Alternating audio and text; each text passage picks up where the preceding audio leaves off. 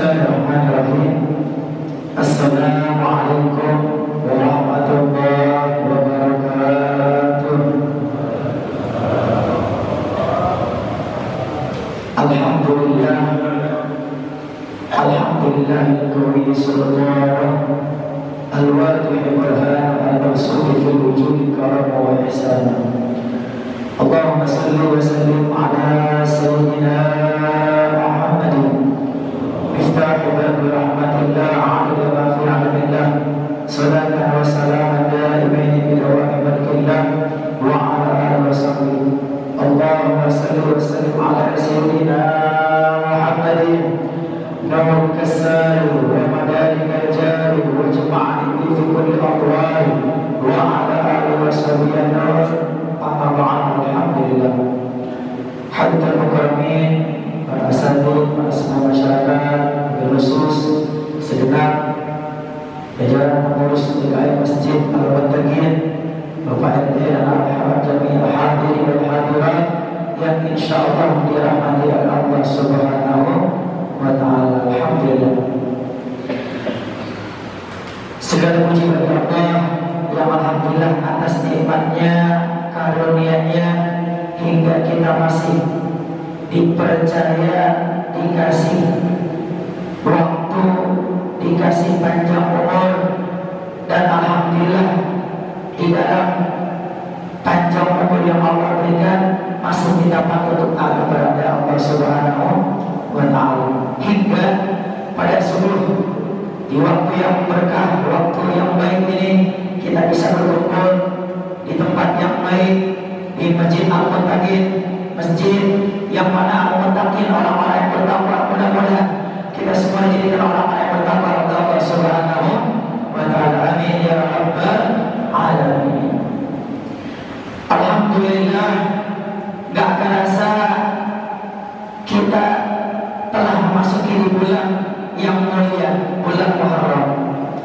Gak kerasa kita udah masuk di awal tahun 1442 Hijriah.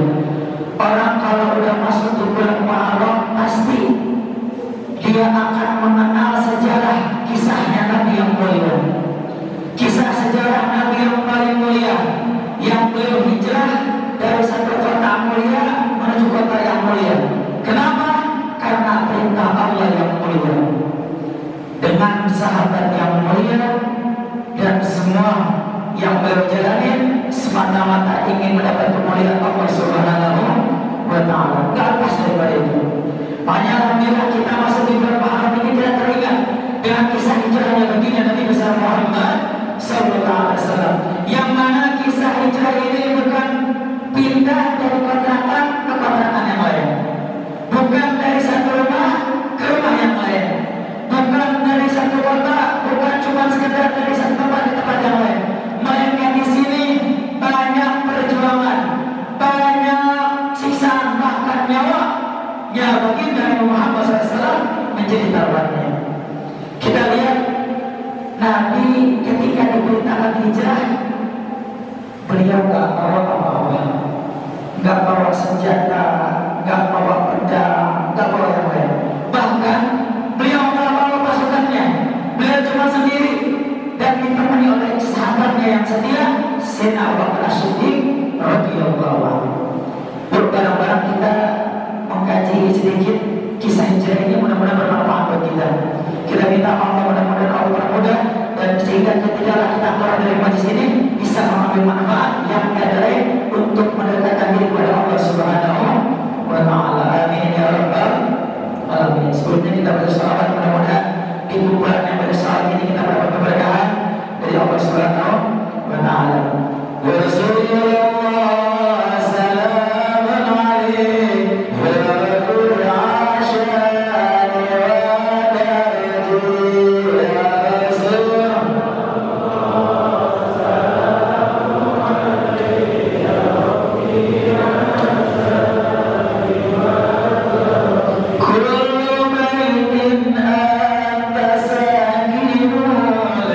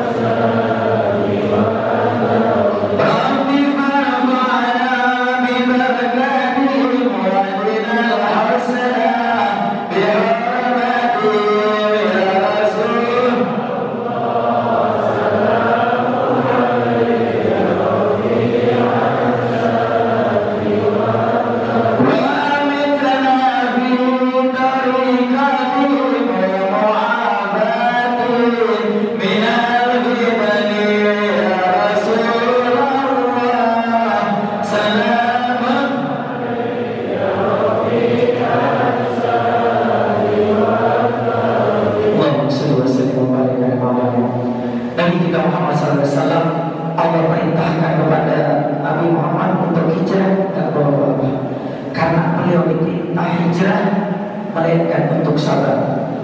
Beliau diperintah hijrah oleh Allah Subhanahu wa taala, diperintahkan untuk sabar dengan para sahabatnya. Padahal Nabi waktu tahu, Nabi dapat wahyu bahwasanya pada hari Kamis itu pada waktu pagi suku kafir Quraisy mengumpulkan semua suku-suku mereka dan mereka niat untuk membunuh Nabi kita Muhammad sallallahu alaihi wasallam. Kenapa kok mereka mengumpulkan semua suku? Karena mereka tahu ketika mereka cuma mengumpulkan satu suku, Nabi Muhammad punya suku yang luar biasa terkenal dari Hashim. Kalau mereka misalnya sampai ada yang melukai Nabi Muhammad, pasti keluarganya walaupun gak beriman akan ikut perang apabila kakasinya dilukai oleh orang kafir yang lain. Makanya sepakat mereka punya strategi. Kumpullah mereka semuanya hingga mengumpulkan berapa puluh, ada yang bilang 40 puluhan pemuda-pemuda dari berbagai suku, dari berbagai kota dikumpulkan dan mereka menyiapkan segala pedang untuk membunuh Nabi kita Muhammad sallallahu alaihi wasallam. Tapi Allah punya malaikat Jibril alaihissalam. Allah punya malaikat Jibril yang memberikan wahyu kepada Rasulullah, memberikan tahu ya Rasulullah, begini engkau akan dibunuh. Dari ketika Nabi tahu dari kabar tersebut, beliau orang yang mulia, bahkan orang yang paling kuat, tapi beliau tidak mengajak sahabat untuk perang. Lihatlah akhlaknya Nabi kita Muhammad. Padahal bukan Nabi Muhammad bukan orang yang lemah, bahkan Nabi Allah manusia yang paling kuat sejagat raya adalah Nabi kita Muhammad SAW. Makhluk yang paling kuat se-alam semesta Nabi kita Muhammad SAW. Gimana kok bisa dibilang paling kuat dan paling mulia? Karena ketika Isra dan Mi'raj, malaikat Jibril gak bisa mengikut Nabi sampai akhir. Malaikat Jibril bilang, ya Rasulullah cuma segini saya bisa. Nabi Muhammad lihat tembus 7 lapis langit hingga pensil utama, malaikat Jibril gak bisa. Kalau saya ikut engkau sebentar lagi Rasul, maka saya akan terbakar karena itu bukan alam saya. Tapi Nabi Muhammad bisa terus dan bisa bertemu Allah Subhanahu wa taala.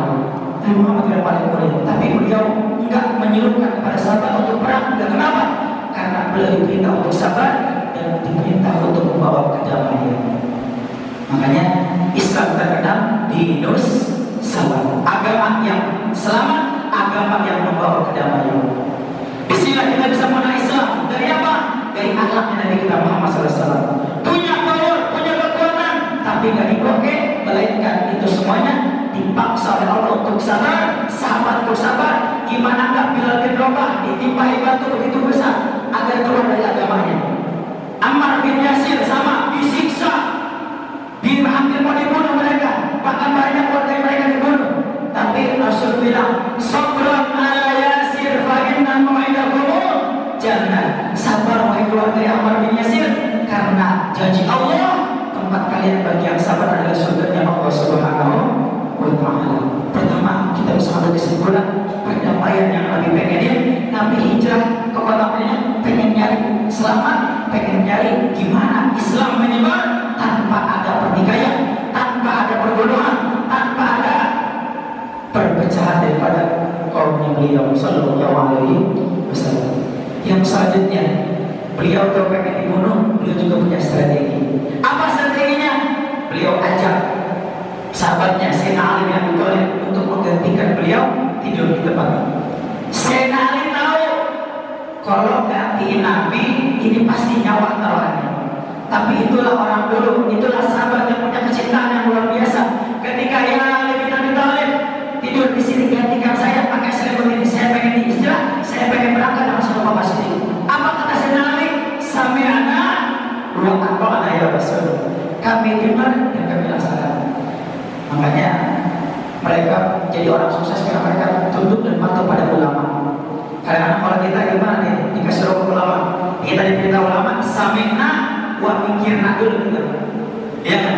Kita kalau diperintah ulama yang soleh, yang jelas ilmunya luar biasa, sami'na wa mikirna dulu. Tapi senali, walaupun nyawa taruhannya, walaupun di luar udah siap-siap membunuh dengan pedang-pedangnya siap membunuh, tapi karena yang perintahkan Rasulullah nggak peduli dengan nyawanya, karena dia yakin jaminan dari baginda Nabi Muhammad sallallahu alaihi wasallam. Tenang menghadapi kematian bersama Nabi Muhammad SAW. Nabi Muhammad berangkat hingga itu kalau keluarnya Nabi sedikit pun mereka paling tahu. Bahkan Abu Jahal dan para suku-suku yang lainnya mereka tertidur pulas. Kenapa? Karena mereka gak melihat. Di situ Nabi Muhammad doa dengan membawa butiran daripada debu pasir. Wajahna min baini aydihim sadda wa min khalfihim sadda fa aghshaynahum fahum la yubsirun. Tak melihat mereka. Apa yang Allah berikan di surat Yasin. Ini kisah hijrah baginda Nabi besar Muhammad sallallahu alaihi wasallam. Sampai Nabi Muhammad SAW kesini, apakah Muhammad langsung berangkat? Enggak. Nabi Muhammad cari teman dulu, berangkat transit dulu di mana? Di Jabal Hur, di Gunung Hur. Beliau transit di situ, beliau diam di situ selama hari 3 hari 3 malam. Enggak ada kasur, tempat berbatuan, beralaskan tanah. Yang di situ mungkin enggak nyaman, cuma 2 orang juga sepi-sepi di situ. Tapi demi siapa? Demi kita umatnya baginda Nabi Muhammad. Lihatlah perjuangan Nabi kita Muhammad sampai sebetulnya 3 hari 3 malam di dalam gua yang begitu gelap.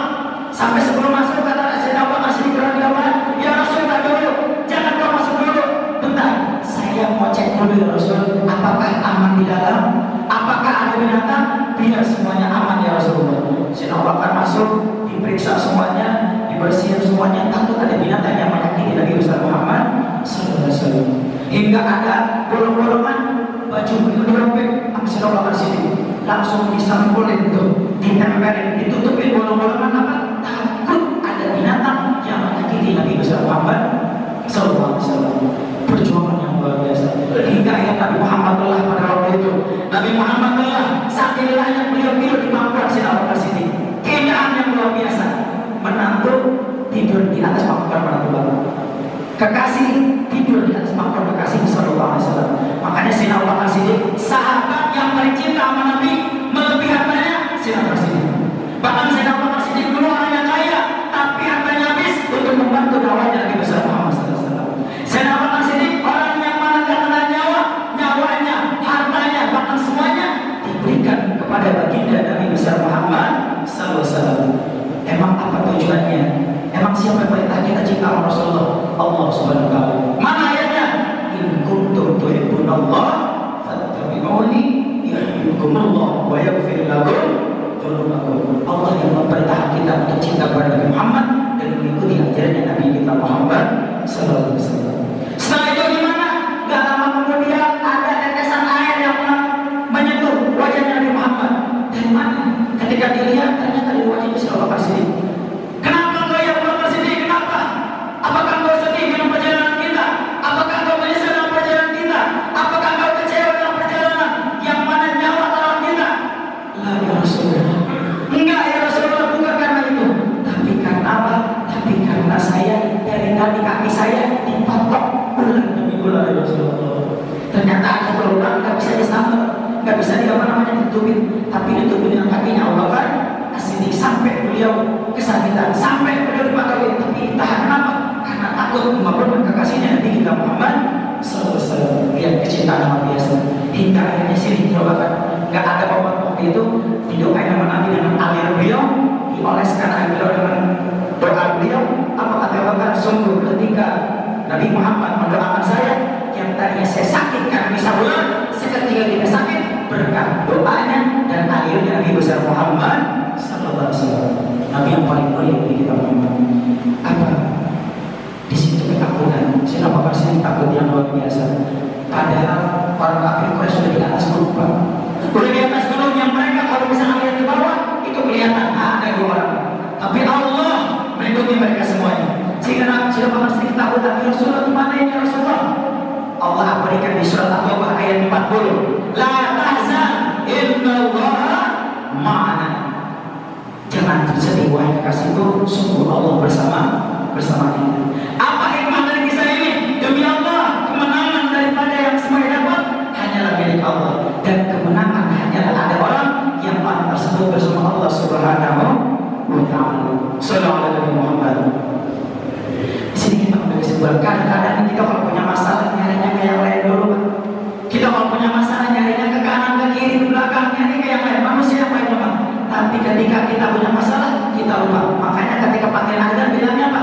Hayya 'alas shalah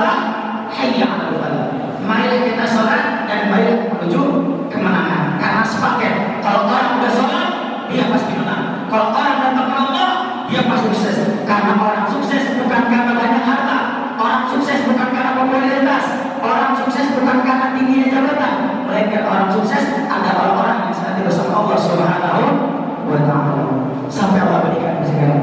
Dulu Madinah itu kota yang mana kotanya banyak penyakit di sana. Orang kalau utamanya paling beli taman, beli kurma doang, tambrung, yakin, nggak beli yang lain. Bahkan abahnya bagi Nabi Muhammad Abdullah itu meninggal karena banyak virus yang ada di kota Madinah dulu. Makin ada virus sekarang, di Madinah lebih banyak lagi. Apakah dokter yang ngecek itu banyak luar biasa.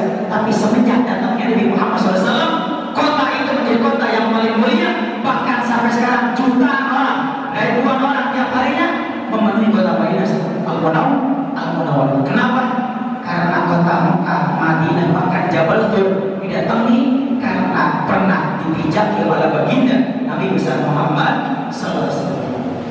Apa maksud tujuan ini? Sekarang Allah kasih tahu, hei kalian yang paling mulia, dekatilah Nabi yang paling mulia, niscaya kalian akan menjadi mulia.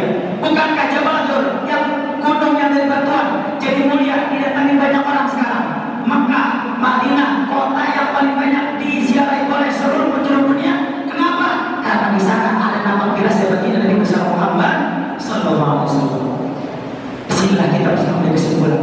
Bahkan apapun, dulu ada Tola'al Badru alaina penyambutan syair yang menyambut Nabi Muhammad SAW 1404 tahun yang lalu. Syair tersebut sampai sekarang masih orang berikan. Bahkan anak kecil pelosok dunia sampai ingat untuk saya. Tola'al Badru alaina min thaniyatin wadah. Kita ada mendengar lagu yang lain mungkin baru berapa tahun udah hilang. Tapi lagu pujian untuk bagi Nabi Muhammad SAW Allah abadikan sampai sekarang Allah muliakan. Itu syairnya. Gimana ada hati yang hati tersebut ada kaitan dengan Nabi kita Muhammad. Gimana kalau ada syair lisan yang lisan bersolawat kepada baginda Nabi besar Muhammad SAW. Makanya di kitab Maulid Al-Ghazali dikatakan al-jannatu wa na'imuha sa'dun liman yusalli wa yusallim wa yubarik. Surga dan kenikmatannya adalah kabar gembira buat siapa? Buat orang yang senantiasa sholawat dan salam kepada baginda Nabi besar Muhammad Sallallahu Alaihi Wasallam. Mudah-mudahan dari hikmah yang sedikit ini kita bisa mengambil kesimpulan bahwasanya Nabi Muhammad adalah Nabi yang paling mulia. Nabi Muhammad memperjuangkan agama Islam dengan nyawa beliau, dengan kesabaran dan dengan perdamaian. Mudah-mudahan di kumpulan kita ini kita mendapatkan keterangan dari Rasul ini. Mudah-mudahan kita di awal tahun Muharram ini kita yang tadinya belum menjadi ahli sholat menjadi ahli sholat, yang belum menjadi Al-Quran menjadi Al-Quran, yang menjauh dari Nabi Muhammad kita menjadi dekat sama Nabi kita Muhammad SAW. Kenapa? Karena demi Allah kita hidup sementara. Hidup gak ada yang lama. Hidup gak ada yang bisa lama-lama. Kenapa? Pasti setiap kullu nafsin dha'iqatul maut. Demi Allah, waktu hanyalah milik Allah dan waktu hanyalah untuk Allah dan waktu akan diminta pertanggungjawaban oleh Allah. Dan persiapkanlah waktu tersebut akan Allah tanyakan untuk apa waktumu, untuk apa umurmu, untuk apa semua yang kamu berikan dan Allah berikan kepadamu. Dan demi Allah semua ada hitungannya dan semua akan dipertanyakan oleh Allah Subhanahu wa Ta'ala. Kita mau ngapain apa di zaman kita? Mau ngapain sholat kita? Sholat kita bukan kayak orang-orang yang sholat dulu. Bahkan diriwayatkan Nabi Abdullah bin Ali bin Muhammad Al-Haddad, beliau ketika masuk ke mihrabnya bertakbir Allahu Akbar, tembok yang di mihrab beliau langsung retak gara-gara kekuatannya dahsyatnya menyebut nama Allah Subhanahu wa Ta'ala. Pak Abdul Qadir Ahmad bin Jinnah itu di Hadramaut, beliau melihat masih ada bekas-bekas itu diabadikan, cuma ditambah lagi dengan tembok yang baru. Kita bukannya seperti Imam Ali Zainabi ketika berada sholat di rumahnya itu ada kebakaran, dipanggil ya Ali Zainabi, dia Imam Ali keluar, ada kebakaran hari, tapi belum asyik ibadah Allah, gak merasakan beres sholat baru. Kenapa itu tidak teriak? Tadi ada kebakaran, emang bapak ngerasain? Enggak, saya kan ngerasain sedikit kebakaran. Kenapa? Karena saya lagi asyik munajat sama Allah, saya lagi asyik beribadah kepada Allah Subhanahu wa Ta'ala. Kita nggak bisa beribadah ini, tapi yang nanti nolong sama kita pendosa kayak kita sekarang adalah Nabi kita Muhammad SAW. Demi Allah, surga gak apa-apa dibuka sebelum yang pertama kali masuknya Nabi kita Muhammad SAW. Mudah-mudahan dari hijrah ini kita bisa mengambil hikmah yang luar biasa mudah-mudahan bisa bermanfaat bagi kita. Mudah-mudahan ya Allah semua yang datang ini ke dosa pulang dari situ ampunannya Allah Subhanahu wa taala.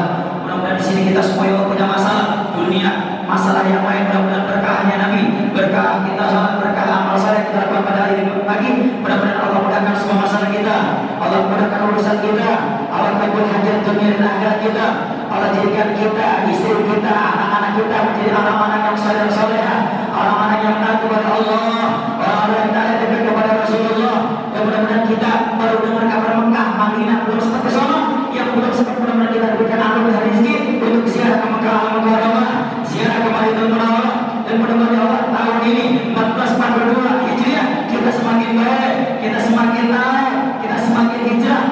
Bismillah, mudah-mudahan kita semakin taat kepada Allah Subhanahu wa taala. Mudah-mudahan semua yang menjadi orang yang berpartisipasi di depan masjid ini semua menjadikan orang-orang yang bertakwa, dan mudah-mudahan semua orang-orang yang ada di sini semuanya dipandang oleh Allah dengan pandangan rahmatnya dan pandangan keberkahannya, dan tidaklah kita dicabut roh kita, melainkan wafatnya kita husnul khatimah, husnul khatimah, husnul khatimah, dan kita akan dikumpulkan di bawah bendera Nabi kita Muhammad sallallahu alaihi wasallam. Rabbana atina fid dunya hasanah wa fil akhirati hasanah wa qina adzabannar. Wa sallallahu ala sayyidina Muhammadin nabiyil